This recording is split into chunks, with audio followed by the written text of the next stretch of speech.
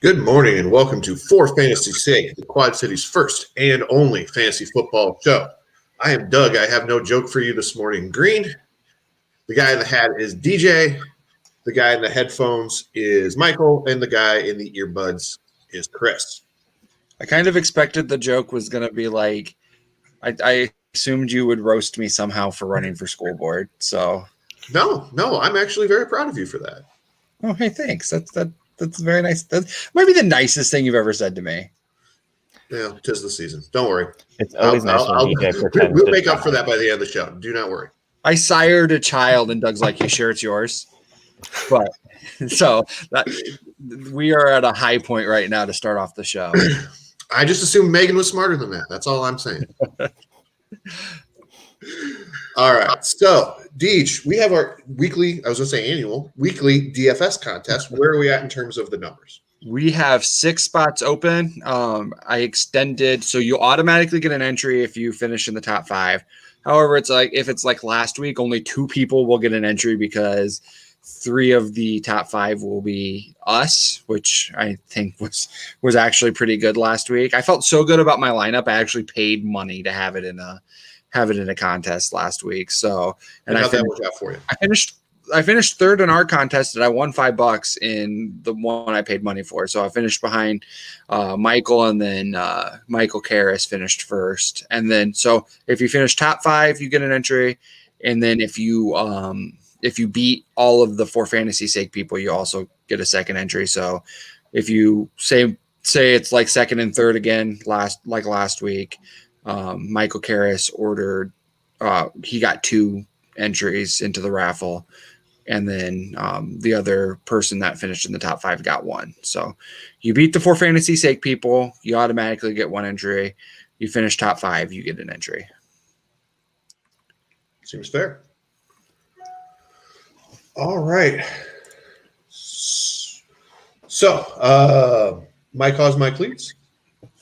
Yeah, so I sent this text last night. I'm going to put the ones I got back on our social media. I forgot to do that. So this week they're doing my cause, my cleats. And I just wanted to kind of get your guys' input. If you were an NFL player, what cause would you support this week? I'll kick it off, I guess. If I was in the NFL, God willing, I would definitely be supporting suicide prevention and groups of the sort.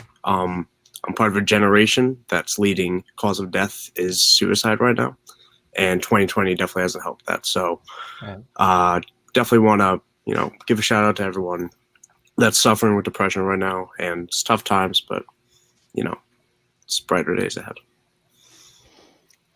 And that's a really great cause, Michael.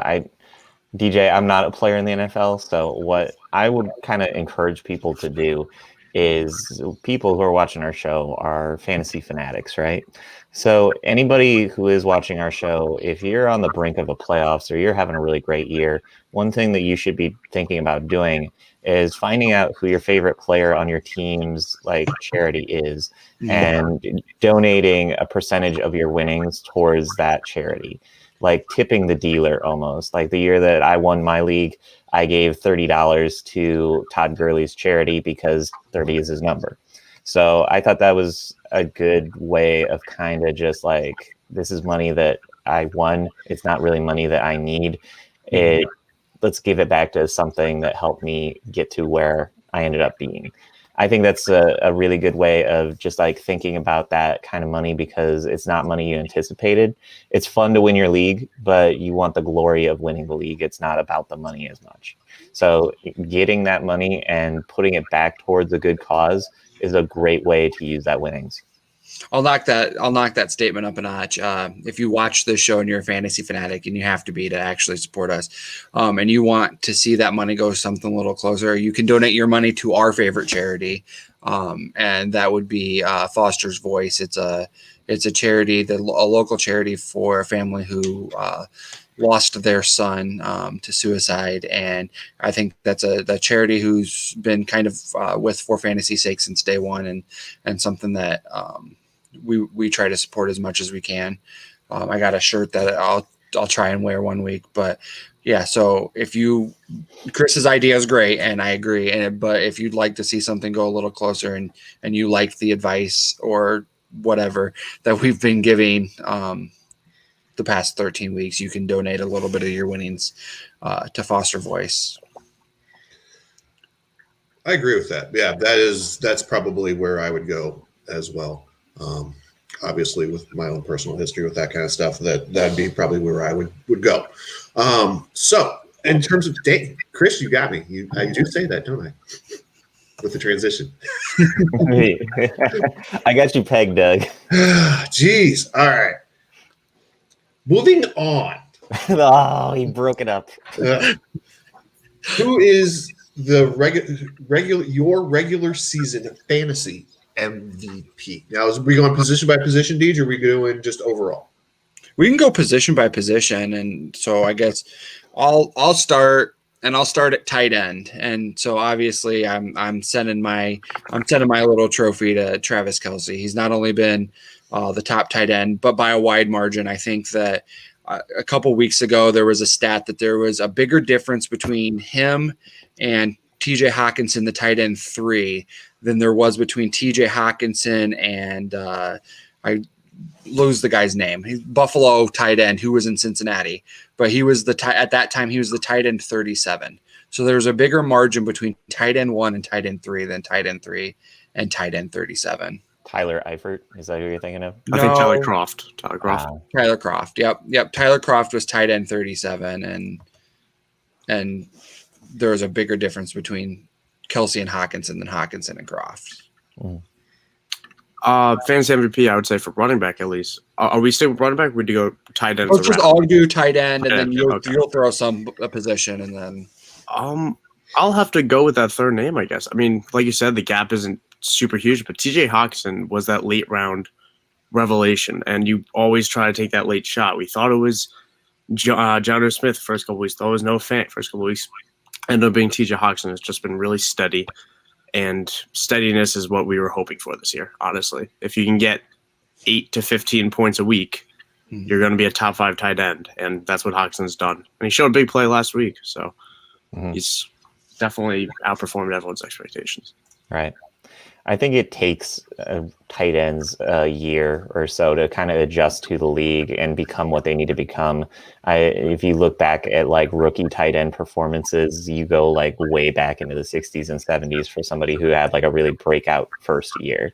So I think Hawkinson was a good idea this year to kind of try and buy low on that and really build it up. For me, it would be Darren Waller because the consistency is there. He's putting up numbers that make him look like a wide receiver 3 at times. So that's something where I've really been impressed by him throughout his career. Last year, I picked him up just as like a flyer at the beginning of the year because it was essentially like John Gruden likes to throw to the tight end a lot. And even though there was supposed to be a split there at tight end, Darren Waller had the physical ability to really set himself apart. So that's what drew me to him. And he's done great ever since then. So there's no reason to not like what Darren Waller is doing. Somebody on Facebook brought up Kittle, and it's horrible that he was injured this year. We're missing out on a great talent. Just seeing him come back next year will be a good thing. Agreed. And as much as I hate to say it, going to have to go Kelce. He's really kind of been the guy this year. Because everybody else is kind of a step below, especially without Kittle most of the year. So yeah, it's going to have to be Kelce. Michael, why don't you throw one out? I'll guess a slide over running back, and there's a lot of choices for this. We go Alvin Kamara, but in light of recent weeks, and maybe I'm just a little bit stung, Dalvin Cook is the fantasy MVP this year. If I told you before the season that we would get if he would miss only one game this year, then you would probably say, yeah, no, he's going to be a top 5. Well, he's the RB2 for a reason. And he's done everything from deliver you consistent, that 15 to 20 points. And honestly, he's averaging around like 25 right now. But he's also won either weeks. He had a week 8 against Green Bay when he took 30 carries for 163 and 3. And then 39 he followed that with 39 points in full PPR formats the following week. If we knew if we can get 16 games or 15 games or 14 even out of Dalvin Cook, he was going to be great. And that's just what we've got. And he's delivered. Chris? Yeah, I would say that that's 100% true. And a lot of things about Dalvin Cook got dispelled this year because a lot of people said Mattson can do exactly what Dalvin Cook does. We saw that wasn't the case this year. That definitely wasn't the case in the one game that Dalvin Cook missed. And you're right, the injury bug is something that has always been a part of his career profile. This year, he's really stepped beyond that. It's because he's such a dangerous runner. He runs to contact. And so that's a thing where it's a guy who doesn't have a long shelf life, but right now he's at the peak of his powers. I was going to be contrarian to you guys, and because I assumed it was going to be one name, and you guys kind of went. So originally my answer was going to be Todd Gurley, a guy that we didn't really expect anything.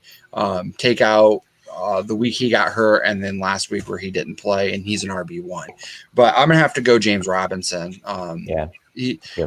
With Cook, you had to spend a top 24 pick on him, and Robinson is a guy you either got late if your draft was later in the year, or you spent fab money on, and he's been one of the top fantasy producers. So I think I send my MVP vote at running back to James Robinson.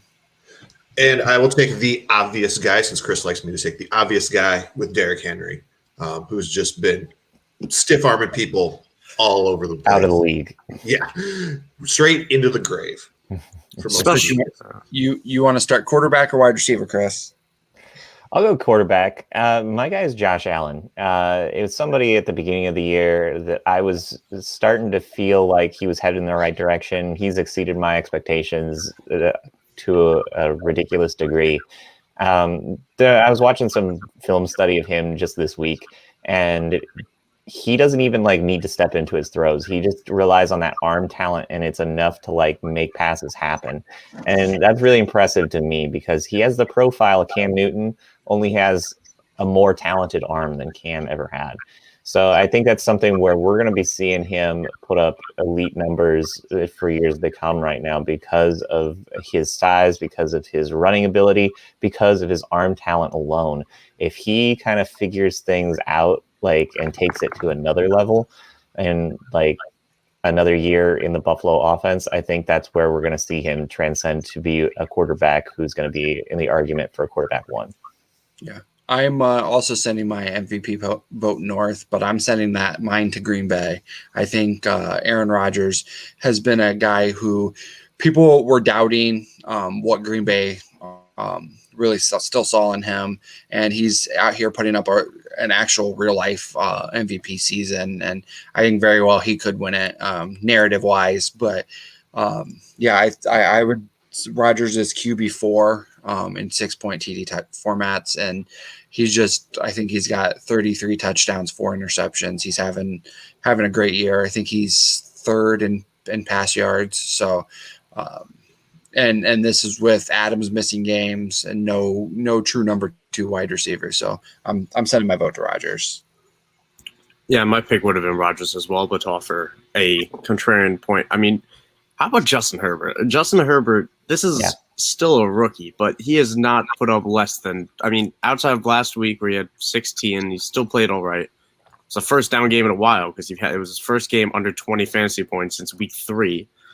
He's been unstoppable, and he hasn't had the toughest matchups in terms of defense. If that's something we might have to look at in the offseason and reevaluate, but everything about the eye test is Justin Herbert is everything that they drafted him to be. And for fantasy, I definitely didn't expect this early on, but this is going to be the offensive rookie of the year, and for good reason. I think the other thing about Justin Herbert that is really good is they question his mentality a lot. And the fact that he keeps putting up great numbers when his defense is constantly folding all the time really shows his mental toughness. And I think that's something that needs to be said, is that defense is awful right now, and he's overcoming them.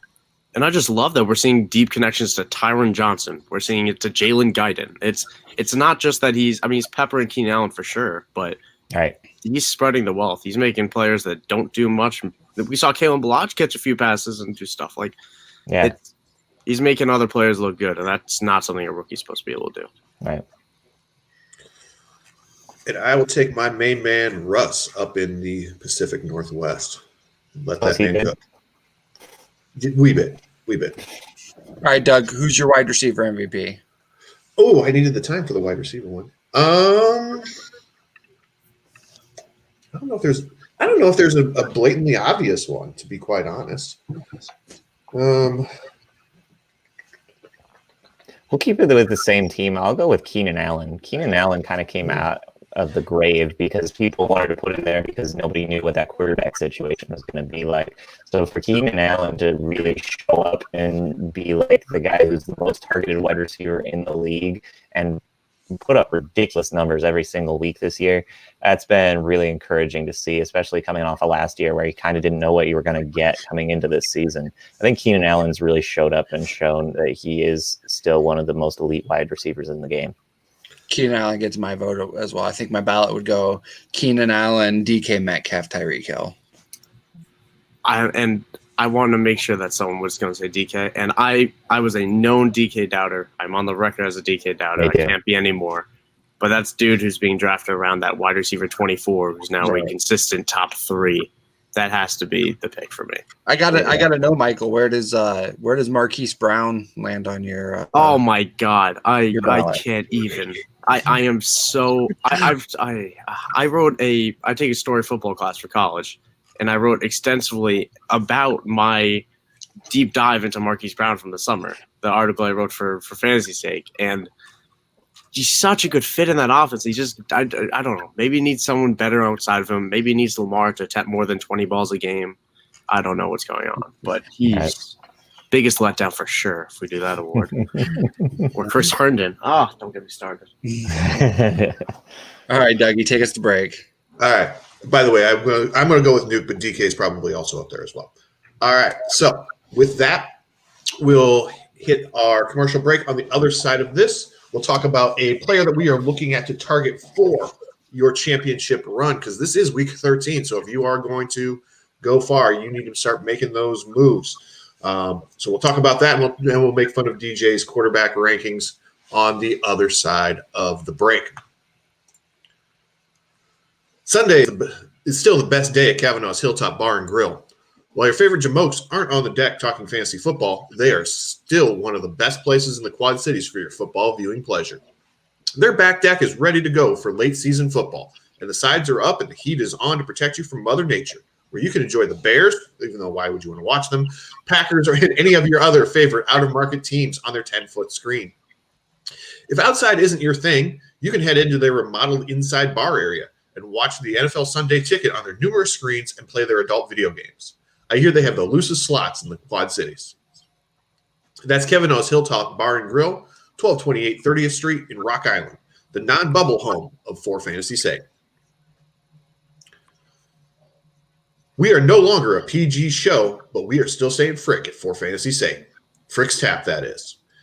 If the Davenport side is more your style for your football watching pleasure, head to Frick's Tap, 1402 West 3rd Street, where they have 20 beers on tap.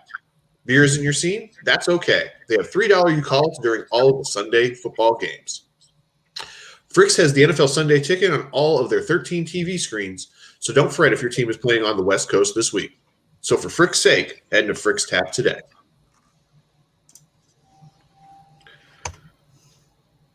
All right. Doug, I want to say I'm very proud of you. You never slip up on the loosest slots. Because I'm thinking about it heading into that sentence. All right.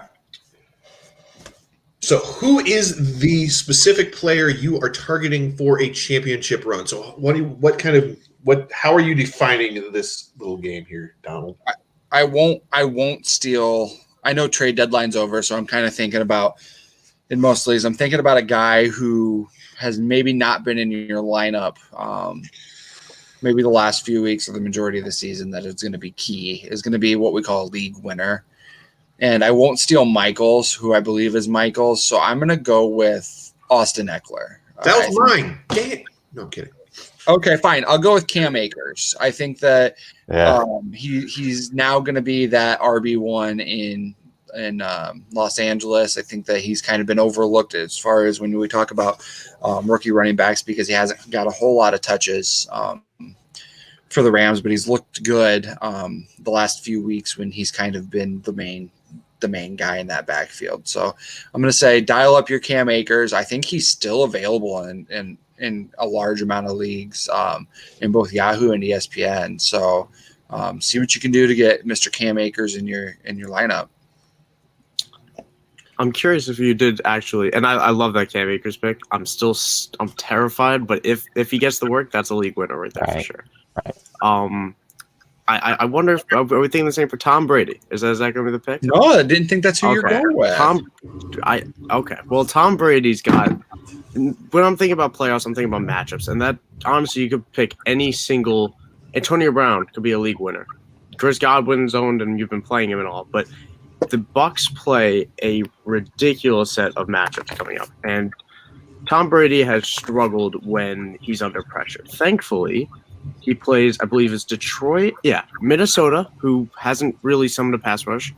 Atlanta, who doesn't have a pass rush. And Detroit, who is Detroit. So it's literally 3 gorgeous top 5 matchups. And I've been rostering them for weeks, waiting for these matchups. And I'll be benching Deshaun Watson for those last 2 weeks, almost definitely, for Tom Brady. And Tom Brady, I mean, in my league, he was for some reason on and off waivers the first quarter of the season. So he's going to be someone he's winning you a title.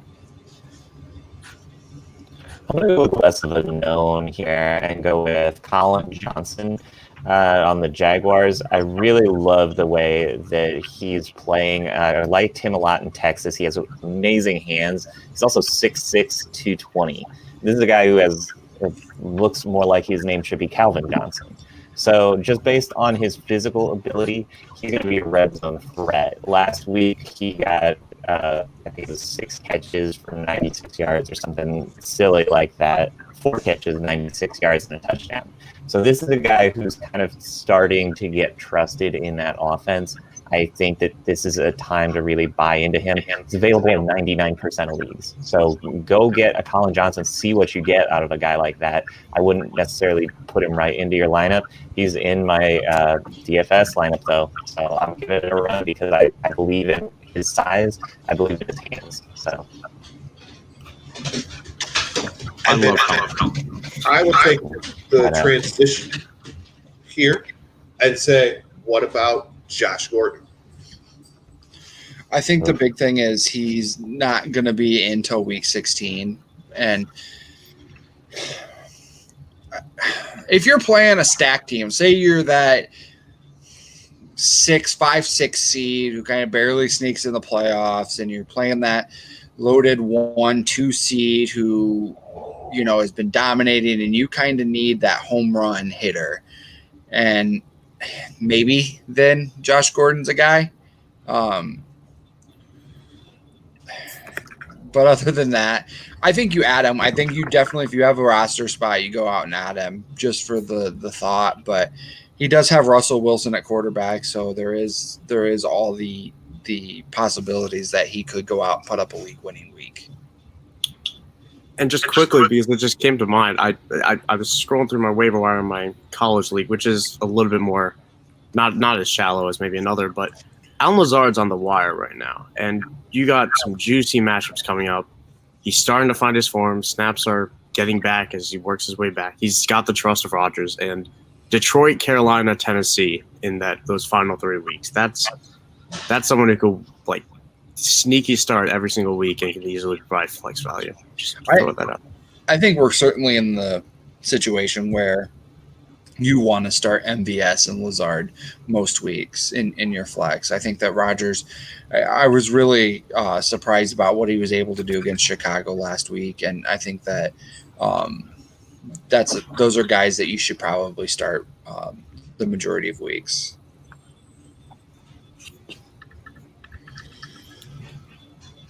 Will Fuller also is suspended. What do you think? What's who is your see, can't talk today. Who's the guy that you're looking to replace him with? I mean, Cooks isn't available, so you maybe take a deep dive to maybe like a Kiki QT or good luck. I mean, there's some dynasty darlings in Houston, but I'm not positive that they're going to win you a league this year. Isaiah Coulter, little dynasty darling. No, yeah, the only person to step up. Like, I think honestly, I'm not even sure if Cook steps up as much. I honestly feel like there's a downgrade for everyone involved. Maybe that means upgrade for QT in terms of target volume. And the person that might benefit the most might be Jordan Akins if he starts taking more snaps out of the slot as the primary pass catching tight end. But you lose a lot of deep threat, keep the defense on their toes when you lose Will Fuller, and that's going to hurt Deshaun Watson a lot. Especially, and they cut Kenny Stills this week as well. And it was a mutual cut as well, so I wouldn't expect Kenny Stills to return. Right. No, that's what I'm just saying. It's kind of you get those two things back to back. Well, I think QT is a good player when he can stay healthy. Just getting back onto the field recently, I think that he will benefit from these. I would just go fishing elsewhere. I'm really liking what T.Y. Hilton is doing right now. He's going to be available in a lot of leagues because he's had such a down year. I would take a run at like somebody like a T.Y. Hilton just to try and figure out what you can get out of him, because right now you're going fishing, and if T.Y. Hilton's available, why not? He's coming off his best week of the year last week. He really showed up. He's been getting 5 to 6 targets almost every week. Last week he goes 5 targets, 4 receptions, 81 yards, and a touchdown. So maybe that connection with Phillip Rivers is finally starting to take a little bit. Here's the first one of the day. You ready? Sammy Watkins. Chiefs. We're going to have to come up with a punishment for DJ every time he says something Chiefs related. All right. Doug, we want to jump in quarterbacks, try to get this done in 3 minutes? Yes. Quick as you can.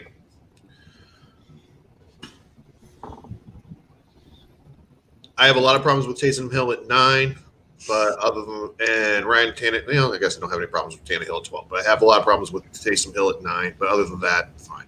It's a good matchup. He's the primary running back in New Orleans. I think the points are there.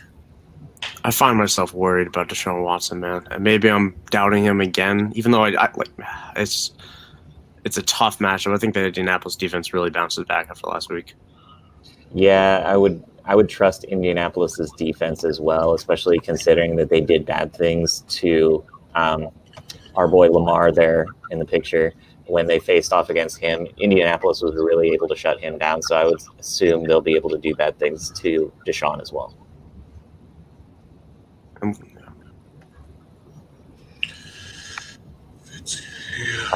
You're trying to make us vomit with this picture, DJ. That's no bueno. Even running, he looks like he's confused about which direction he's supposed to go. DraftKings does these different odds boosts every week, and the odds boost for the Bears game was, will Mitchell Trubisky throw an interception? So it was an over-under 0.5, and I definitely took the over. Well, earlier in the year, he didn't throw too many interceptions. And he looked really good against he looked really good against Detroit the first time around. So he always gets Detroit. He always looks good against Detroit. But we should preface that with, he looks good against Detroit when Matt Patricia's out there being the football genius that he is and only playing man coverage, which Mitch Trubisky can beat, and never playing any kind of zone or hiding anything. And so Mitch always gets them when Mitch is easily confused by anything that happens on the football field. Yeah. So obviously a different coach is going to mean a different outcome here. I would expect him to really struggle today. I also think Jared Goff has a better day. I think that's going to be a bit of a shootout between him and Arizona, and I don't think they're going to be able to run it that much. I don't think Cam Akers is getting the ball too much. I don't think anyone is. I think they're going to have to air it out. Why do you trust Ryan Fitzpatrick so much, DJ, over these other guys? Cincinnati's defense hasn't been too well. Cam Newton didn't do a whole lot of practice. New Orleans has been one of the better defenses in the league this year. So I like those definitely over those two guys. Actually, we scored Tua more is active and will start today. So who's active and will start? Tua. Oh, really? Yeah. See, Interesting. Okay, well, disregard the Ryan They were Fitzpatrick. back and forth on that. I get it. Yeah, Why Baker so low? because Tennessee's defense is really good, and Baker's just been Dr. Jackal, Mr. Hyde. Dr. And- Jackal? Jackal. It's a jackal. It's a jackal. It's a jackal. I hate you, Chris. Let's go to commercial where we still have more fantasy points than Derek Carr last week.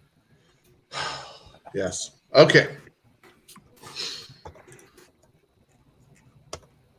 Located in the Belgian neighborhood of 7th Street in Moline, Clint's Drafthouse Pizza and Grill is home to some of the Quad City's best food and drink specials. On Sundays, there's no better place to be. Clint's is serving up 75-cent wings and $4 Bloody Marys all day. And your favorite team playing in those out-of-market games? You'll never miss a second of the action on one of their 10 screens with NFL Sunday Ticket.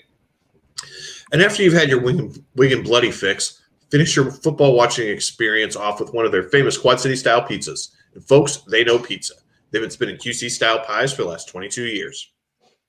So make Clint's part of your Sunday football routine. Clint's Drafthouse Pizza and Grill, 7th Street in Moline. Who doesn't need a solid handcuff on their fantasy squad?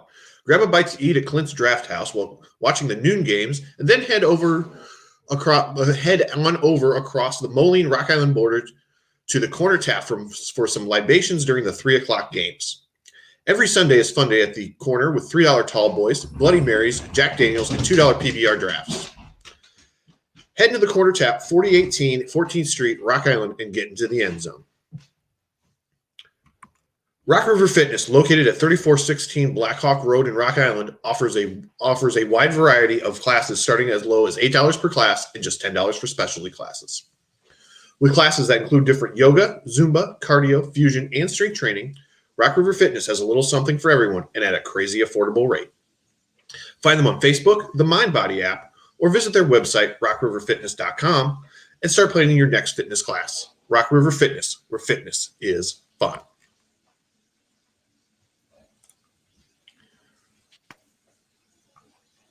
I'm back. DJ, you jinxed poor Doug by telling him that he was extra cautious during certain sentences, and then he got extra cautious during certain sentences here. And then I got a case of the laughing fits. And I was trying to hold it together because I was thinking I could tell. See, this is why I want to record those. I just never can find the time. All right. DJ's muted himself. That's good. Nobody wants to Oh, I would say Doug now has less points than Derek Carr last week now. I don't know. I think we all have more points than Derek Carr. I know. So DJ, you got a highlighter. I went the ESPN route this week, and instead of adjusting my entire graphics, Josh Jacobs is out, and they just announced that DeAndre Swift will not play. He was yellow because he was questionable, and he should now be red because he is out. So who are you buying in the Detroit backfield? Do you buy in on Adrian Peterson because he got the touchdowns, or do you buy into Kerryon Johnson because he's more talented? I'm buying into Payne, Chris. If you have people to start over those guys, you should do so. Okay, we'll do that, DJ.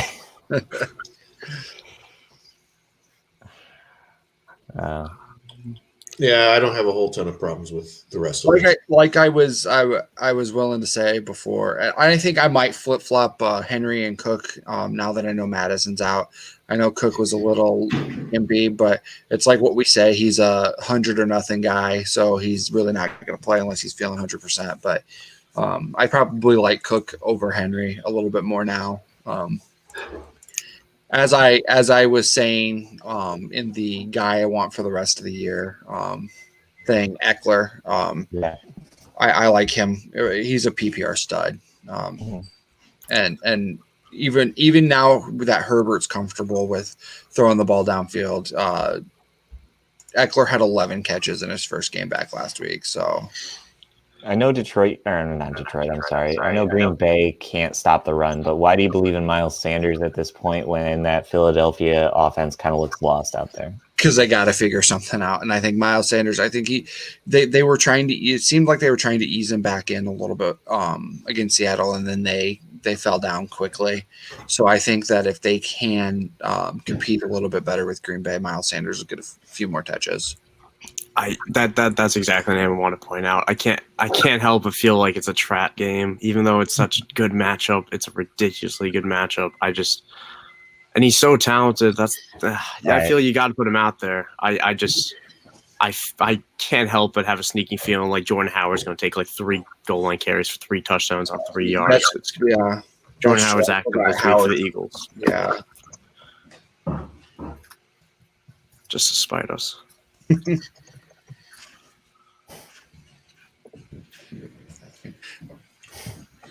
and that's another guy that I expected. Here's my guy that I kind of expected Michael to say might be a league winner in Myles Gaskin. He looked really good with Tua as at quarterback, was seeing a lot of targets out of the backfield. So that's another guy who could be a PPR stud the rest of the season. And I mean, you might be able to find him on a waiver wire somewhere, but he's definitely a guy I would look to pick up if he's available. If you have him, if you stashed him on your IR, stashed him on your bench while he was hurt, unless you have studs in front of him, he's a guy I would be looking to start. Myles Gaskin is going to win people championships. You're right. I should have said that before, but even with me, he runs under the radar sometimes. But yeah, I mean, Tua targeted him like 6 times and like a half of him starting. He's going to find Gaskin with no Preston Williams. He's got to toss the ball down. Also, just a quick note, David Johnson's expected to suit up, so I imagine that knocks all Houston backs right out of the top 24. Yeah, it would knock Duke down for sure. Obviously, I did this a little early. I did this I think on Wednesdays, and so I had not a whole lot of time to make adjustments. But yeah, Duke Johnson definitely. And I think that with the injuries to the receivers, you could see a lot of targets for both David and Duke Johnson today. The thing about Gaskins, I think that it helps him fly under the radar is that he's been back and forth between IR. And even this week, they were like, we don't know if he's going to be up or down or who's going to be the running back, essentially. So I think that's what's made people kind of hesitant about like putting him in this kind of elite status or moving him up to the first page from where he is right now. The guy that I really love right now that I think could definitely help people win fantasy championships is Wayne Gallman right now. Yeah. He's been fantastic these last 5 weeks. He's been incredible. They had the bye in there, but still 11 points against Philadelphia, 12 points against Tampa Bay, 13 against Washington. Washington's defense isn't that bad. Philadelphia, he had 18, and then the bye, Cincinnati had 15. So the rest of the way, these matchups are pretty good for him because it goes Seattle, Arizona, Cleveland, and Baltimore. So Baltimore would be the only bad one in there, but I really like what Wayne Gallman is doing, and he's a dual threat as well. He can catch the ball as well as he can run it. Dustin, who I'm still waiting to tell me what his punishment is for the Raiders losing to the Chiefs, wants to know about Devontae Booker. And I would probably, obviously, like I said, I do these rankings earlier in the week, and Jacobs was still active. I would slide Booker in probably between Gallman and Hunt. So Booker would be probably around my RB19 this week. He's a good flex. I can't believe that imagine saying this even like 2 months ago, a month ago, saying he's going to be ahead of Zeke Elliott come playoff push. And I'm also expecting Payne. If I start Devontae Booker, I'm expecting Payne this week for some reason. Yeah. Next. Dang, Doug. So they're keeping us on time. You got 2 more positions to go through. We got a minute left. We've got 5 minutes left, Doug. TikTok. So DJ, you went in hard on Todd Gurley, and he's 30 right now. What the hell, DJ? I said he's my running back MVP. I'm still. Come on. Hold his feet to the fire, Chris. What'd you say, Doug? Told Chris to hold your feet to the fire.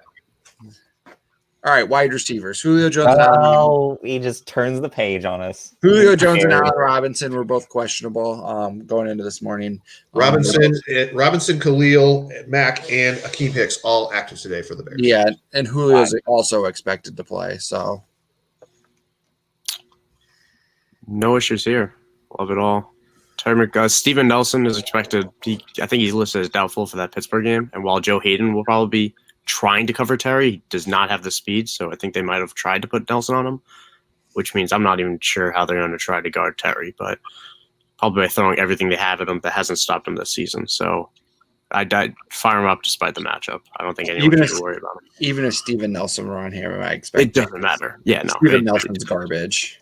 Oh, he was garbage on the Chiefs, and the Steelers made him good, but whatever. Kenny Galladay, I don't know why I even continue to put him in my rankings. He's out this week.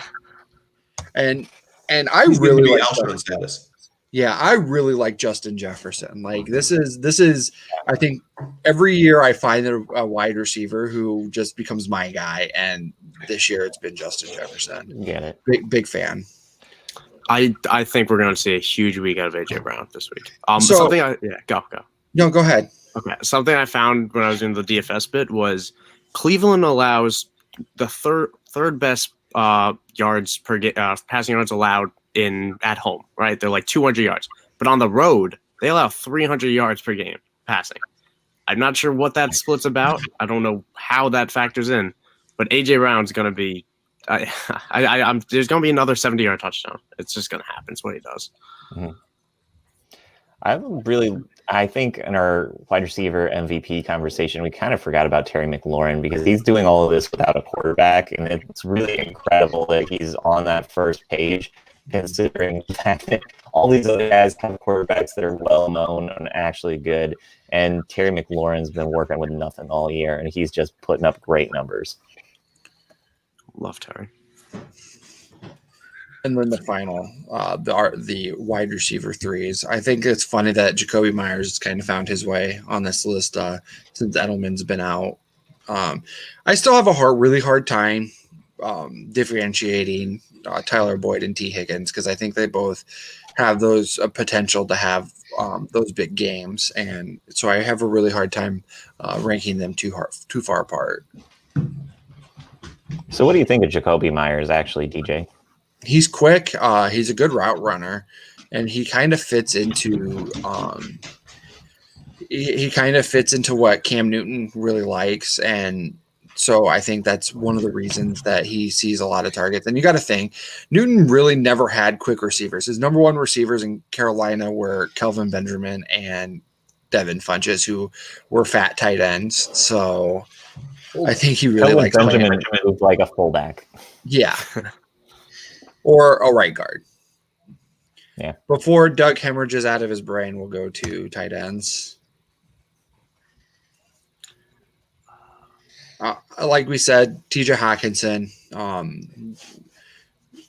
really great option, and he's been two of our tight end MVPs this year.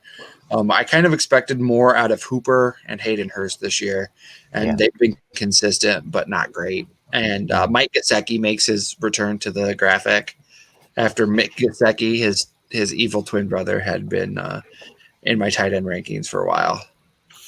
I'm worried about Hayden Hurst this week. New Orleans has been, I think, they've been a top 3 unit ever since getting Quan Alexander on that deadline.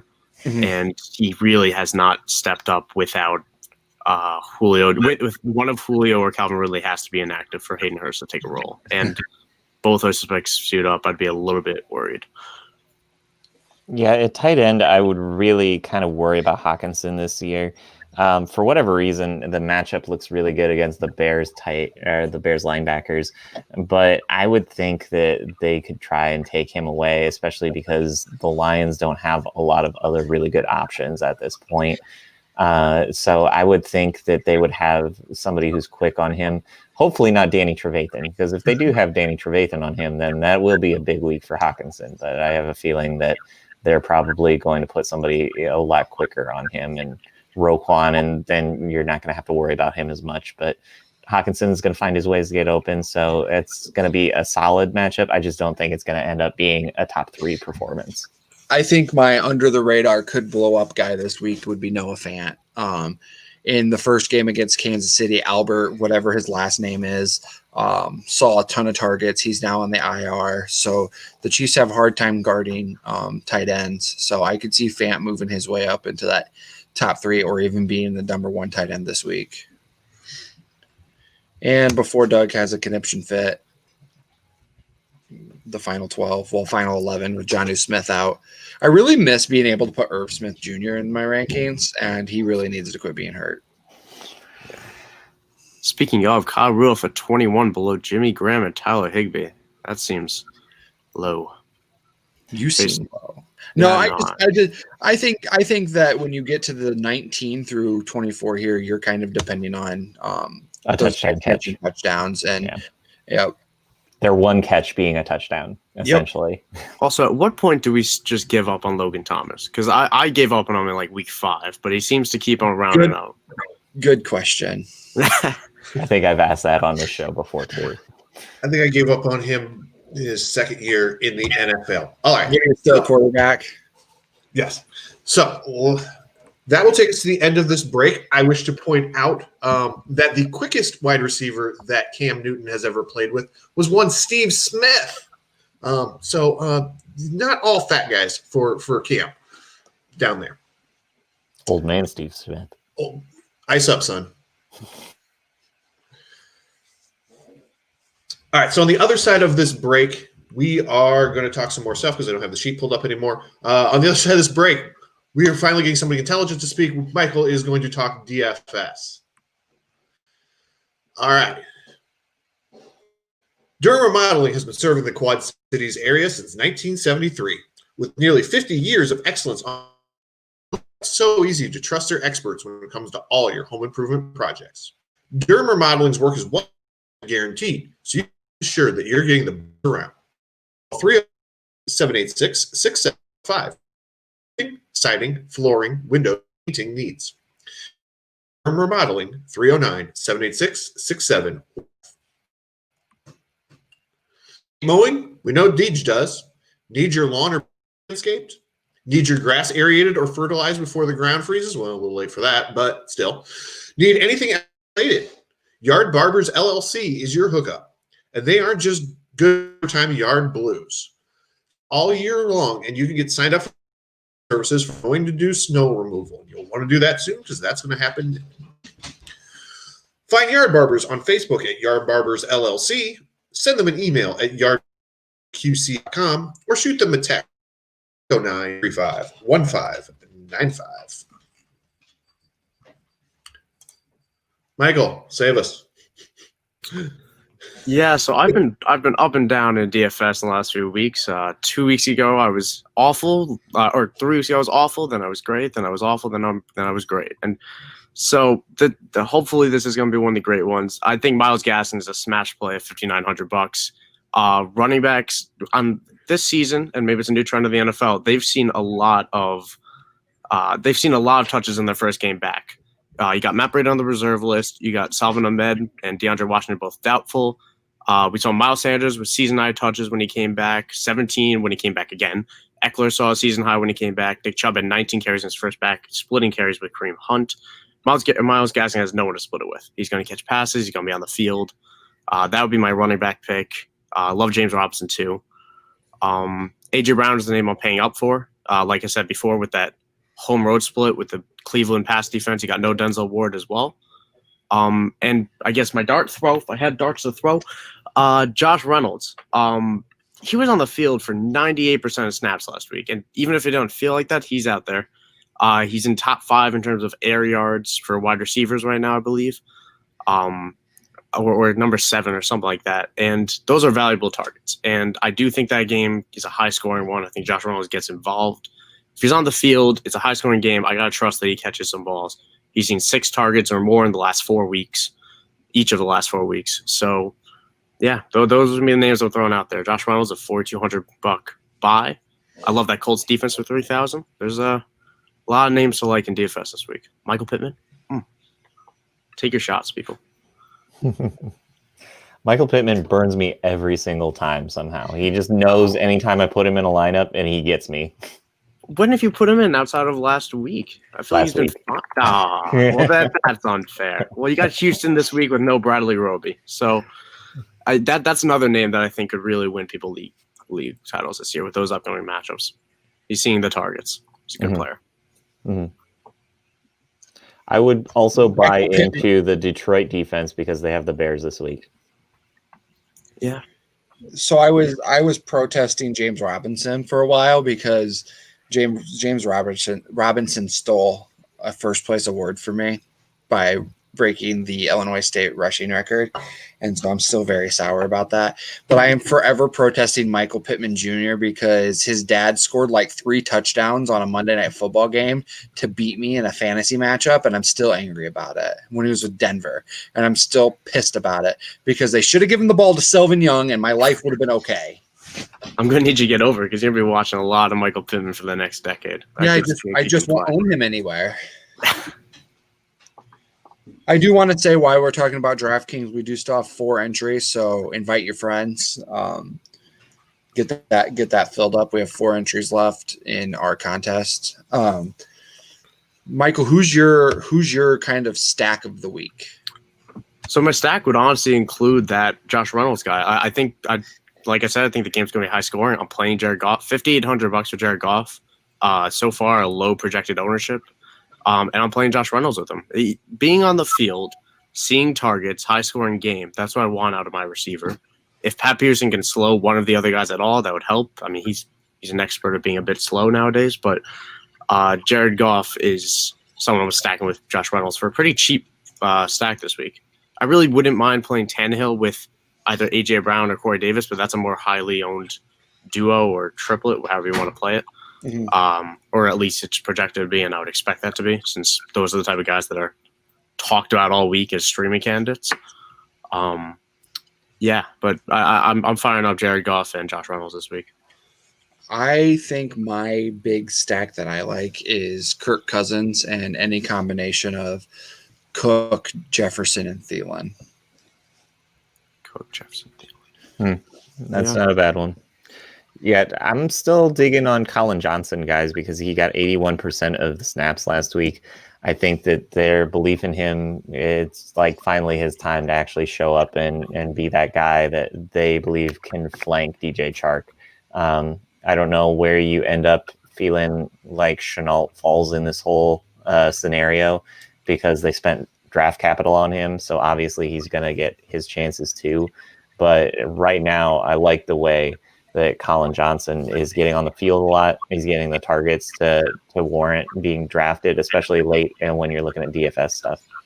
Well, last week he did also perform without Chris Conley and without DJ Chark. And I worry that since they're kind of the same time, like DJ Chark and DJ Chark's essentially a faster Colin Johnson, I think. I love Colin Johnson. I think he's a great player as well. I think he could be a really good player in this league. But I think he's going to slip back down with Chris Conley and active. I think DJ Chark's active.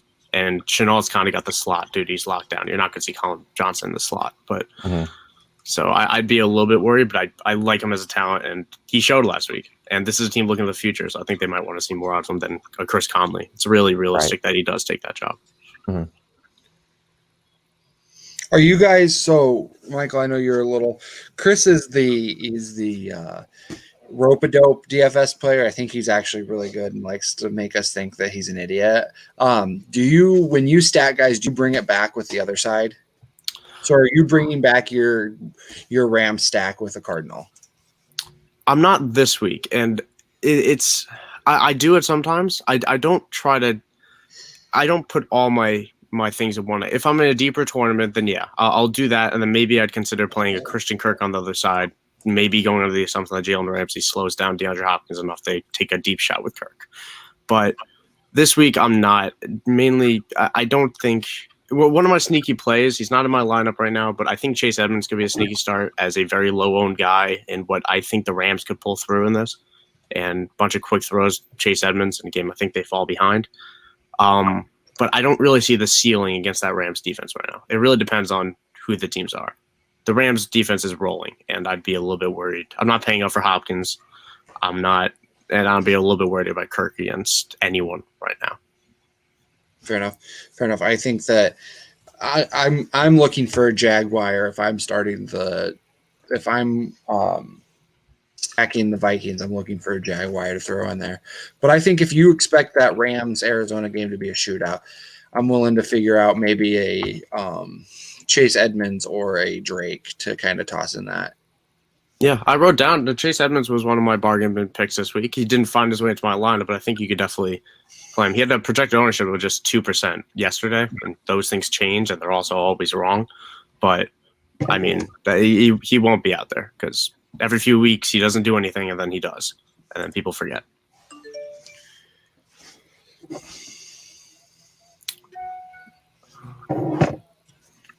Anything else? Oh, you told me to look up inactives, DJ. I'm looking up inactives. All right, Doug, take us to commercial on the other side. We'll go inactives. We got a full 5 minutes. Take us to commercial. All No, right. I went with Hayden Hurst this week in DFS because it's not a great matchup, but I think that team's going to be trailing almost the entire time. So it makes sense for him to actually show up a little bit this week because he's a guy who is really talented, but he hasn't shown it this year. I think this is a good matchup for him. New Orleans has tremendously talented corners, but they don't have the greatest of linebackers at this point, other than linebackers who are good at getting to the football. So I wouldn't think that they have linebackers that can cover very well. So I think this is a matchup that's kind of deceptive because New Orleans has done well against the tight end, but I don't think they've faced this quality of a tight end so much this year. Also, a side note a little bit. Hayden Hurst doesn't listen to this, but I want to thank him and thank everyone for if anyone hasn't checked out his story that he shared the other day, you have to. I applaud him for, speaking out. That's something really hard to do. And, not listen to this, Hayden, but I'm with you, man. I hope for the best for you. For anybody who's not positive what Michael's referring to, Hayden Hurst has the Hayden Hurst Family Foundation, and he struggled with mental illness. I found out about this. I didn't know anything about this heading into Atlanta's game with Dallas when he approached Dak Prescott and thanked him for his courage to come out and talk about mental illness. And I think that's one thing, both as men and athletes, that it's a tough thing to talk about, and it's kind of encouraging to see these athletes and superstars come out and talk about it. I think I was very moved by Kevin Love's Players Tribune message. So check out Hayden Hurst, check out Kevin Love, check out all those stories that people are sharing. I posted this in September, but this is an everyday offer. If you're struggling with mental illness and everything, our DMs, our messages are always open. You can work. I know for a lot of people, we're complete strangers, but we're willing to be an ear to listen and somebody to kind of talk about things, because I think but not only just the 4 of us, but the 10 of us that are now the contributors and for fantasy's sake, we've gone through almost the full gambit. So if there's something that we can help you with mentally, whatever, our DMs are completely open, and we're willing to join that conversation with you, because nobody should struggle. Nobody should struggle with it alone. Correct. Yes. Yeah. No. You're not alone. We're right. We're 4 doofuses who just talk about fantasy football, but we're willing to be that person on the other end of the line for you. Well put. Agreed.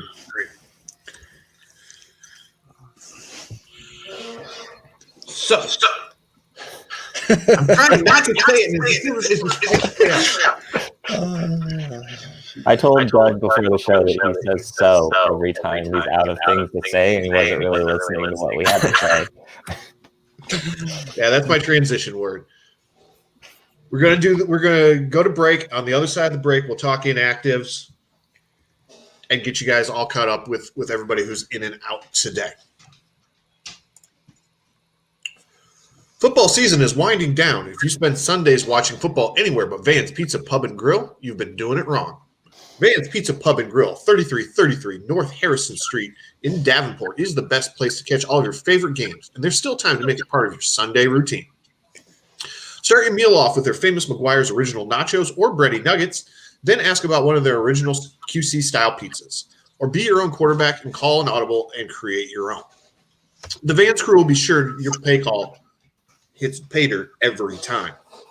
Van's Pizza Pub and Grill, 3333 North Harrison Street, Davenport. Come get served. Located in the Belgian neighborhood of 7th Street in Moline, Clint's Drafthouse Pizza and Grill is home to some of the Quad City's best food and drink specials. On Sundays, there's no better place to be. Clint's is serving up 75-cent wings and $4 Bloody Marys all day. And your favorite team playing in those out-of-market games? You'll never miss a second of the action on one of their 10 screens with NFL Sunday Ticket.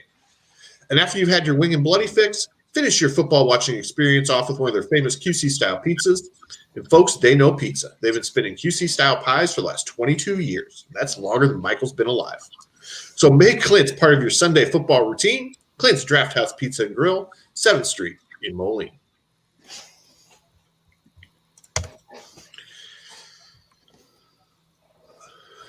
All right, who's in, who's out? Who's up, who's down? Don't make me do the whole Katy Perry song. All right. Well, it looks like this week we're going with Todd Gurley and Julio Jones being in. In the Cleveland matchup, we're out on Jonnu Smith. Detroit and Chicago, we've got Allen Robinson in, Stafford and Khalil Mack also in. Kenny Galladay is out with a hip. DeAndre Swift is still continuing to be injured at this point, probably hitting the head. Looking at the Cincinnati-Miami debacle that game will be. Matt Breida is out with COVID. Jacksonville in Minnesota. Irv Smith is out, and Alexander Mattson also out. Looking at Indianapolis and Houston, Isaiah Coulter is out. So that's one that's been added here late. Las Vegas and the New York Jets. We've got Josh Jacobs out. Most everybody has been tracking that. Jonathan Abrams also out there, so a little bit on the defensive side. And DJ has Clyde Edwards-Helaire looking doubtful questionable with an illness, and then Daniel Jones is out with a hamstring. I'm upset that Isaiah Coulter is out. Yeah, that was one I picked up there because I was thinking, oh, that's a guy who could end up getting more targets, and now no. And that's a healthy scratch as well. That's really disappointing. Yeah. Our trivia question today: there were 5 Heisman trophies awarded on this date in history. Name 3 of them to earn a raffle entry. Randy Moss's left sock, Randy Moss's right sweatband. What about Randy Moss's son, Thaddeus Moss, who never won a Heisman? Neither did Randy Moss, but I digress. He won a national championship. That's not a Heisman. I know. It's better. Gino Toretto won a Heisman. Come on, Chris, I'm all about individual awards. Okay, I'm not here for the team. That's not the most truth-telling statement ever. That's funny. Deej. By the way, I am currently picking up Steven Mitchell in all my Dynasty leagues right now, who should operate as that number 3 receiver with Isaiah Coulter inactive. Just throw that name out there for people. So we got time. Inactives took literally 3 minutes. Let's talk a little bit about the boys up north, Doug. Green Bay, because we don't want to talk about the ones in Chicago because they're your boys on the lake. They're the Cubs. I'm still mad that Len Casper is leaving for the friggin' White Sox. Yeah, and they let go of Schwarber and Albert Almora. I'm hoping Schwarber ends up. If you say in St. Louis, I'm never speaking to you again. I'm hoping he ends up in Yeah, St. Louis definitely needs more power hitters that don't hit for average in the outfield. That's what they need the most of. That's baseball. You strike out or hit a home run. I'm all about it. Don't forget that I'd say don't forget that they can't play the outfield, but Tyler O'Neill won a Gold Glove, so he did, as limited as he played. Yeah, he won a Gold Glove this year. Okay, good luck with that. Yeah. Well, they did Gold Gloves a little bit different this year to where they actually did it by stats, which is stupid. Oh, okay. But he didn't play all that much. Yeah, Tyler O'Neill, National League Gold Glove left fielder. Okay. All right. Well, Doug, who would you want to see as the next Bears coach? Let's assume they blow the doors off of this whole thing. Pace is gone. You're the new GM. You're hiring a coach for the Bears. Who do you want? So I saw this morning that the Bears' target is Pat Fitzgerald, which I don't know about that. I don't know if I like him at Northwestern. I don't know if he's got enough oomph for the NFL game. I saw somebody say yesterday to bring Tony Dungy out of the studio and either make him the GM or the coach. I would like either one of those options. I think they said Peyton Manning is the GM and Tony Dungy is the coach, and I'm like, no, sure, why not? So the thing that I saw with Peyton Manning was where I think the issue stems from, and you need to get Ted Phillips out of the front office. You need to get rid of him, and you need to get Yes, we agree. Well, you need to get Virginia McCaskey out of the owner's box, but I digress. So getting rid of Ted Phillips, you get rid of him, and that's where I saw Peyton Manning. I also saw Gary Fensick as an idea, somebody with some football acumen. I don't know. It just feels like right now, the way they've been flipping back and forth, you probably may want to go with somebody with more of a defensive background at this point. I think Robert Saleh in San Francisco has done a really amazing job with that team. Even this year when it looked like they were down a little bit as far as skill on defense, they've really shown up and they look good this year. I think that'd be an interesting name for the Bears. I'm not concerned with Pat Fitzgerald. That just feels like a convenient, close-to-home story that makes it so they don't have to work very hard on trying to track things down. And so I'm not thinking that's actually a thing. Eric Bieniemy is obviously the number one choice for everybody.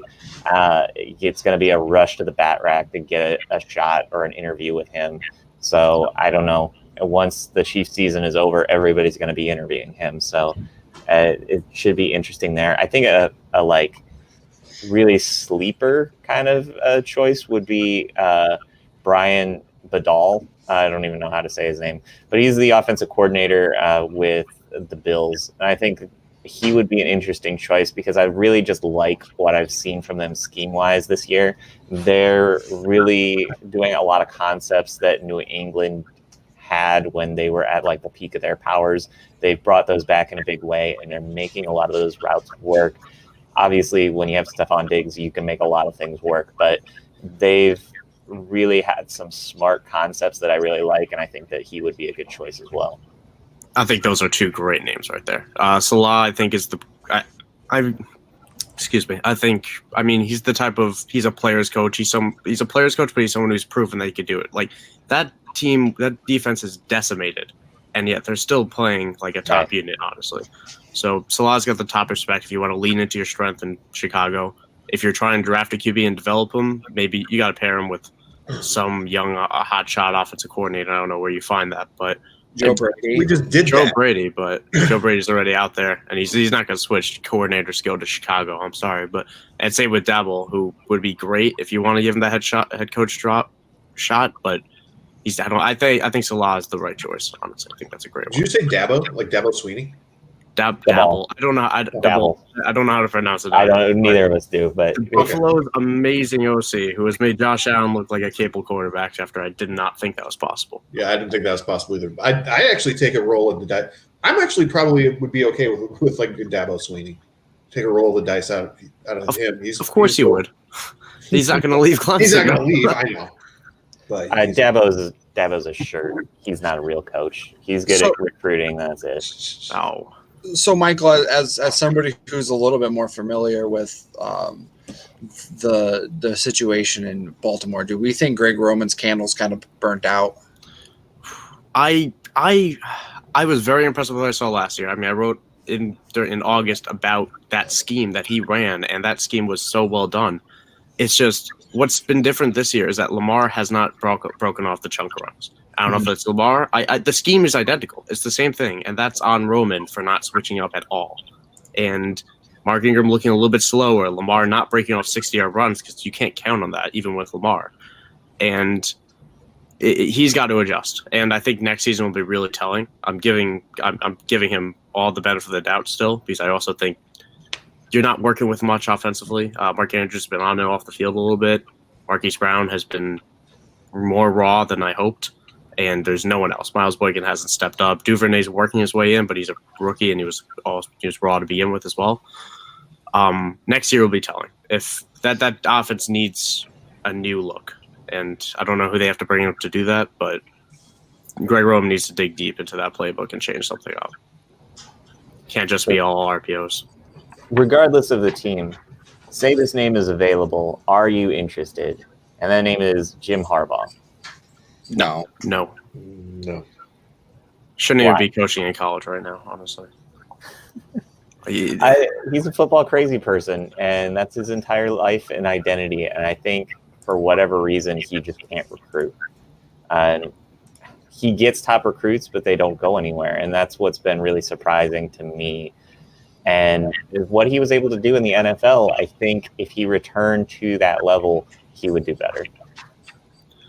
He's just a crazy person. That's the problem. Yeah, he is a crazy person. Yeah, I don't think he would fit, and he barely fit 6-7 years ago. I mean, he was already getting edged out when players nowadays. I don't think they'll tolerate it as much. You need to be a respected coach to be able to run that. It's like Matt Patricia. I mean, you could try not being a player's coach, but if you're not also a great coach, then all of a sudden you're run out in a season, and I think that's kind of what we would see, except even on a worse scale, because it's been a while since he's been in the league, man. He hasn't even been good in college. That's underperforming after underperforming. All right. So this is crazy that I just a text that update. The Chiefs woke up this morning to 7 positive COVID tests. Oh, cool. Only to find out 5 to 6 hours later that they were all false positives. Sure they were. Doug's like, make him forfeit. I think they should forfeit. Yeah, I'm good with that. Yeah, I think the Steelers should get a nice 2-game lead, so then we can lose to you guys next week and still have the number 1 seed. How much trash talking are we going to have next week between you two? That'd be great. God, just so I know how to moderate this next week. Okay, so let me give you a little bit insight. Wait, do the Steelers and Chiefs play next week? Oh, they do. Yeah. Oh, I must have missed that. See, the Steelers. I'm already going to make my excuses. Playing 3 games in the last 12 games. Oh shit! Days. 3 games in 12 days. I guess I just totally missed that. My mom's a Steelers fan too. It's a big weekend then. I mean, it's their 3rd game in 12 days, and I don't know how they're going to be able to do it against KC of all teams. I don't know how they're going to do it, but losing Bud Dupree was so devastating last week. Yeah, we might. I can't get Linda to bet me because she knows that the Broncos are just going to get shit canned, but. Maybe we might. This could be a trap game for the Chiefs, though. It could also be a trap game for the Steelers. No, I'm saying for the Broncos. Yeah.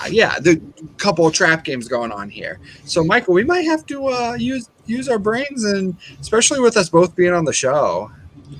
Do you do hot food? I don't want to answer that. I do not do hot food. I'm okay with hot food. I'm not a hot food guy. Is there anywhere in where you're at that you could grab a Pocky 1-chip challenge chip? What is that? I don't know what that is, but I do know some places with hot sauce. Yeah, but we'd have to be able to access the same thing. Okay. So the loser would have to. What is this called? It's a Pocky. It's PACQUI. It's like a one-chip challenge thing. Oh, Apparently, it's so hot you can only eat one. I will prime that to you guys. Okay, Geez, let's not I've got do the this. Amazon Prime. I will prime it to the loser. One chip is like $5. What? And it We'll comes in pay a for it. coffin box? The show will pay for this. No, well, that's not my concern here. That's Yes, apparently it's like death. Like I might die on the show if I have to eat this thing. Okay, so We'll Chris, call- we're going to order a triple order of these when they go to DJ's house. Yeah, let's do it. If anybody watching has we'll post it on the Facebook page. We'll see what our fans think the loser's punishment should be, and then we'll. I just want you to admit that if the Chiefs lose, that the Steelers are actually good. the Well, Chiefs yeah, the Chiefs are going to win that game. if the Chiefs lose, then I'll put the Steelers number 1 in my power rankings. Okay, that's Wow. the best I can do here. The Chiefs are not going to. Hey, The Chiefs are going to win. I'm I curious feel pretty if Dustin wants to get in on this too, or if he's just going to keep typing away. And so we'll post on the Facebook and the Twitter. What should the loser of the bet have to do live on air, and then we'll come up with we'll pick which one's our favorite. Didn't you have to like take a pie to the face once, or did you make Nestler take a pie to the face? Nestler had to take a pie to the face on WQAD. Yeah, That's pretty good. That's just ruining good food, though. Yeah, Oh, it's not. It wouldn't be ruined if it happened to me. I'm just saying. maybe we can get you guys to like shave your head or something. I mean that would be. Is You know, that a I would punishment? rather do that. I would rather do that than eat the chip. I think. Is me having to shave my head really a punishment, Doug? No, but I mean, Yeah, you can't get any uglier. So He doesn't All right. lose any of his appeal if he loses like Yeah, exactly. extra, Take us to commercial, Douglas. all right. We are no longer a PG show, but we are still saying frick it for fantasy's sake. Frick's Tap, that is. If the Davenport side is more your style for your football watching pleasure, head to Frick's Tap, 1402 West 3rd Street, where they have 20 beers on tap. Beer isn't your scene? That's okay. They have $3 U-Call-outs during all of the Sunday football games. Frick's has the NFL Sunday ticket on all of their 13 TV screens, so don't fret if your team is playing on the West Coast this week. So for Frick's sake, head to Frick's Tap today.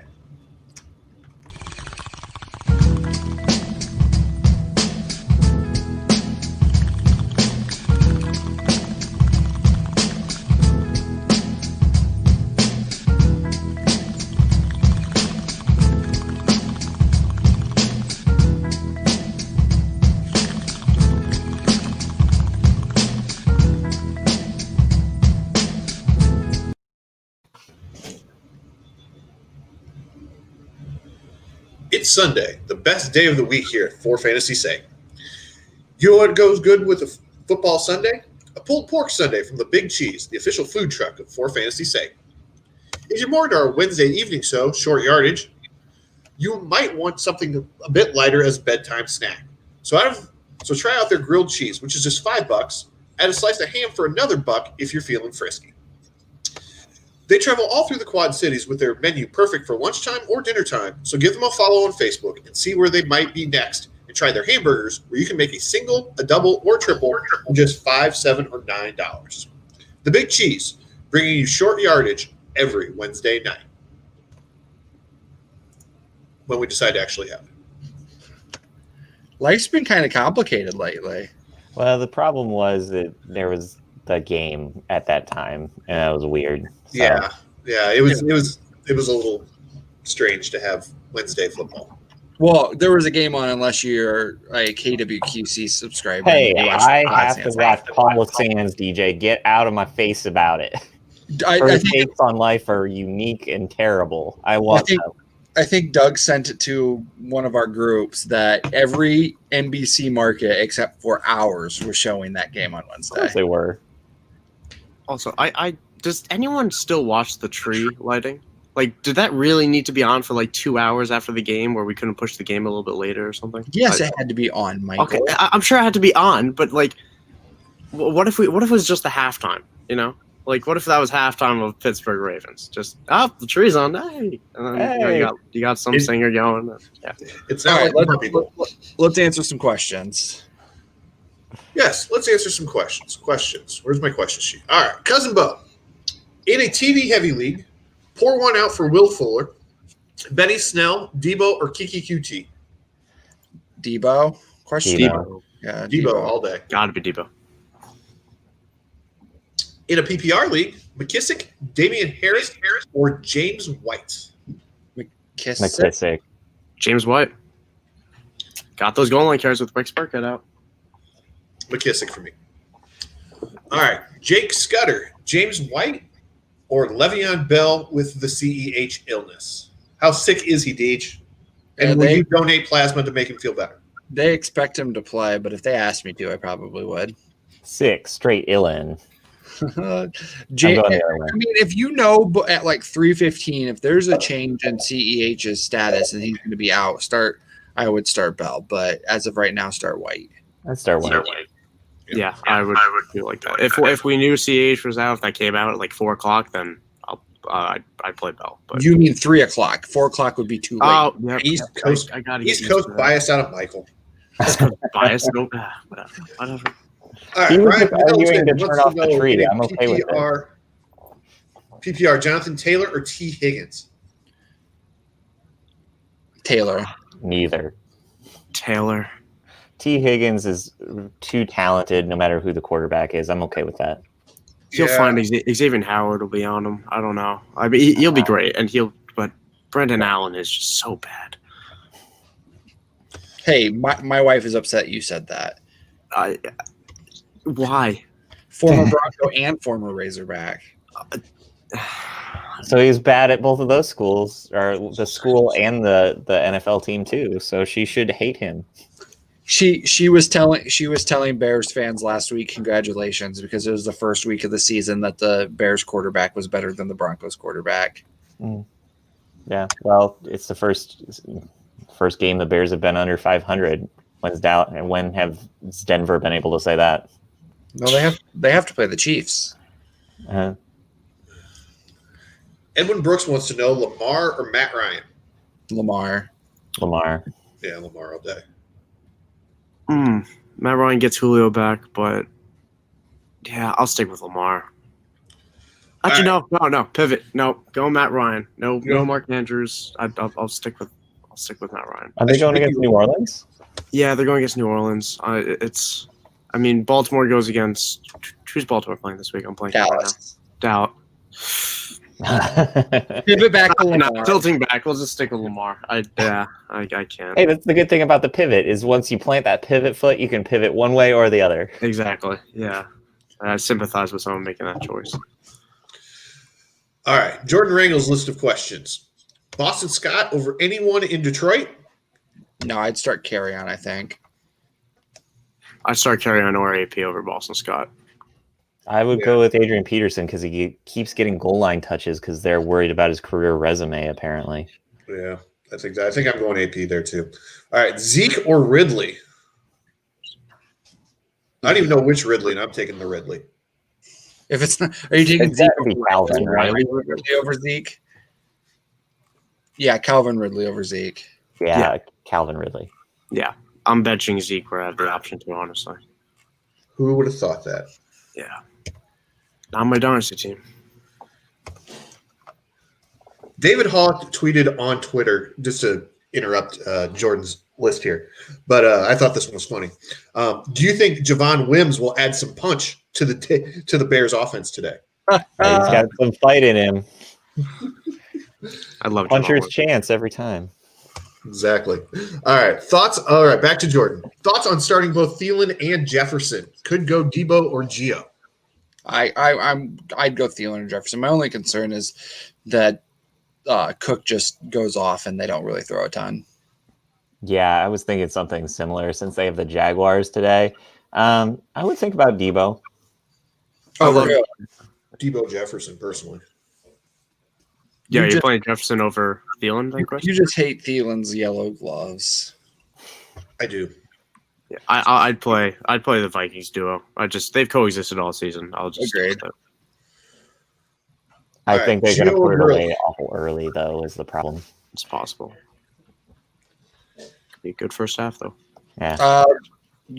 Gio. What was it, Gio or who? Gurley. Oh, I thought it was Debo Gio. Oh, I see it now. Okay, yeah, I'd go Gurley in there. Yeah. I'd go Gio. Gurley.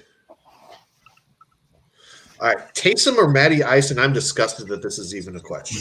Taysom Hill. Boo. Ugh. Matt Ryan. Matt Ryan. I'll go Matt Ryan. Yeah. I think the Saints struggle this game. All right, pick 2 of Mostert, Gaskin, Gio, Hines, Dobbin, or David Johnson. The first 2, Mostert, Gaskin. I'll go Mostert, Gaskin as well. Sorry, Chris. No, you're good. I'd go Gaskins, Hines.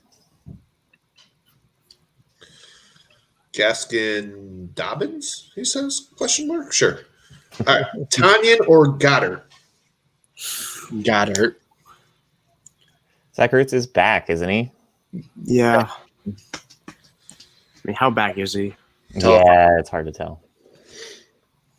You'd think as much time as he spent out, he would be back if he's going to be active. But I would still probably go Tanyan. I'd probably play Goddard. I'm just such a Goddard. Goddard's just He's a great good. player. You see him burn Bobby Wagner last week? Yeah. Imagine if someone could get him the ball. Oh my god.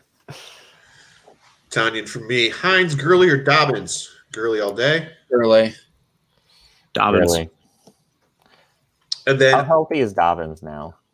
I mean, it was the COVID list, so I mean that's it's Okay. behind the scenes Okay. stuff. I mean, we can't really Gotcha. know as much. And then our kicker question. Where's Boo. Linda? Tucker or Young Ho Koo? Koo. Koo. Young Hoku. Flip a coin. Yeah, kickers don't Young matter. Hoku hasn't missed one from under 40 all year. He's the So number 1 scoring kicker. Sure, go Young way. Go with it. Koo, koo. I refuse kickers. Linda will be all over me right now, but Doug's cuckoo for Young Hoku. Yes. All right. Donnie Corwin wants to know pick 3 of Keenan Allen, Jefferson, Nuke, and Ridley. Ooh, First 3. So is this somebody who has nobody else in the league with them? Or that's what I'm thinking. I mean, you could have gotten Keenan Allen and Justin Jefferson late, so I guess that's true, but Nuke and Riley too. Ugh. I would like Keenan Allen, Jefferson, and I'll go with Nuke. yeah, I'd Keenan Allen, Jefferson, and what was it? Ridley? Was Ridley there? Riley Ridley, yeah. Yeah, Riley Ridley. Yeah. Calvin Ridley. Come on, No. I'd rather play Riley Ridley.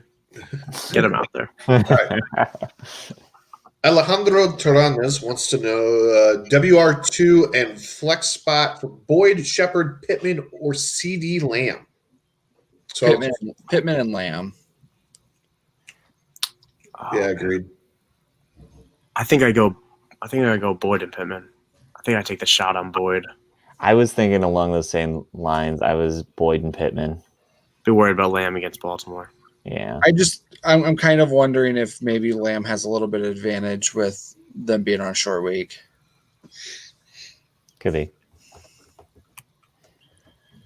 Oh, there's a kicker news. Just why not? Chris Boswell's been downgraded to doubtful Well, you guys don't play till what? Monday, but But you still have to have a You kicker. can't find anybody, so your punter's yeah. going to have to kick. I guess, yeah, because they can't sign. Can they? I wonder if they have a practice squad kicker that I don't know about or something. But Well, isn't the NFL rules that you have to be out like a certain period of time before you can be signed or something like that? Or you have to quarantine a pass certain COVID period? test for 5 straight days. yeah, they can't. If they have a practice squad guy, they can elevate him. But if Yep. not, Yeah, because they're getting the practice squad guys are getting tested anyway. But you're not hiding a kicker on your practice squad. I don't think so. I wonder if I could find this out. But kickers, yeah. All right. And then last one, Johnny Bear wants to know Landry or Benny Snell. And I'm saying that's Landry all day. Landry's been awesome since OBJ went down. Yeah, absolutely. I'm down with Landry all the way. I'll go Landry. Yeah, he was held back by the 3 straight weeks of torrential weather. So Yeah. All right. Rapid fires. Here we go. More catches, Michael Thomas or Calvin Ridley? Thomas. Ridley. Thomas.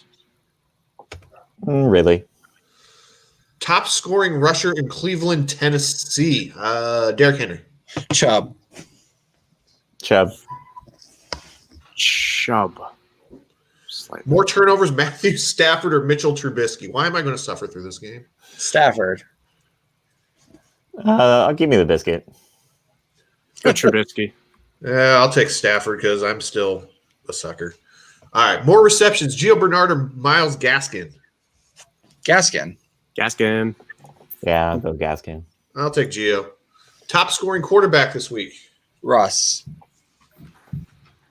Oh, man. Lamar. Kyler. Oh, no, not Kyler. Sorry. I'll go Goff. I'll take my DFS shot. I will say, how terrible would it be if I take Patty Mahomes? I'm going to take Patty Mahomes. God damn it. All right. More rushing attempts, Dalvin Cook or James Robinson? Robinson. Yeah, that's an easy one. Yeah. Robinson. I'll go Robinson. I'm going to actually say Cook will have more attempts because they'll be winning. They could give him rest, honestly. He could sit that entire fourth quarter. I really wouldn't be too surprised. I mean, can't count on that, but Doug, we've seen Mike Glennon throw passes. Do you want to see Mike Glennon throw passes? That's what Jacksonville has to ask themselves every time they're on offense. I like that Sarge and Jordan are already trying to, on Twitter this morning, we're already trying to come to grips with the fact that they're going to lose to Mike Glennon. All right, top scoring Houston pass catcher. It's got to be Brandon Cooks, right? That Stephen Mitchell Jr. guy. Jordan Akins. I'll go with that. That makes sense. Darren Waller over under 15.5 PPR points against the Jets. Over. It feels like I'm betting on DFS, so I'm taking over. That's a lot. That's a lot. I'll go under. Yeah, I'll go under too. Top scoring RB this week. Chubb.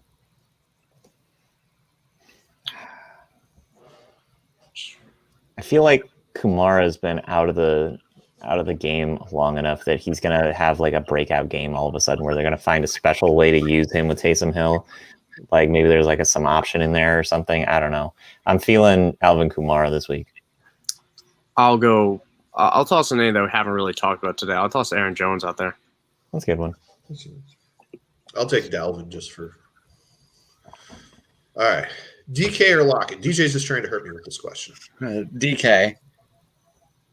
DK. DK. Taking the wide receiver one. You All do right. it, Doug. Top scoring pass catcher in Rams, Arizona. Robert Woods. It's hard to go against Robert Woods. I go Robert Woods. A little second honorary mention to Josh Reynolds. I will take Duke for the Arizona side and Cooper Cup for the Rams side. Got a Cooper Cup? Cooper Cup. Got the Cooper Cup. Austin Eckler over under 10 catches. Under? Under. I take just under. Like Under. 8. All right. More rushing yards, Miles Sanders or Aaron Jones? Aaron Jones. Aaron Jones. Aaron Philly's Jones. 17 carries versus Miles Sanders 10. For no reason. Top scoring wide Carson receiver Wentz this week. needs more reasons to throw interceptions. Adams. Adams. I want to go against the grain here. I'm going to go Keenan Allen.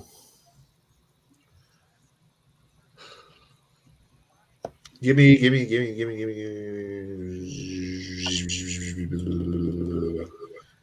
Justin Jefferson in a bowl. Whoa. Wow.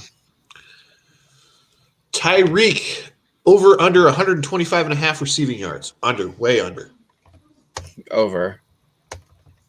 Homer. Yeah. Under. I'm not at the way under, but I'll say under. Yeah. Wheel of Steelers wide receiver this week. Deontay. Yeah. Same. Claypool. Chris will always say Claypool. Because it's more fun. All right. More PPR points. Steph Diggs or Dweeb Samuel? Stephon Diggs. Diggs. I'll go Diggs, yeah. I want to go Diggs. Yeah, give me Diggs. All right. The top scoring tight end this week, DJ, you cannot say Kelsey. Darren Waller. Aaron Waller, yeah. Hawk. I don't think that Chicago defense is good enough against the tight end like you think. It's been a large sample size. Okay. I'm saying Kelsey. Just to mess with DJ. All right. Is Michael starting Gaskins or Kamara?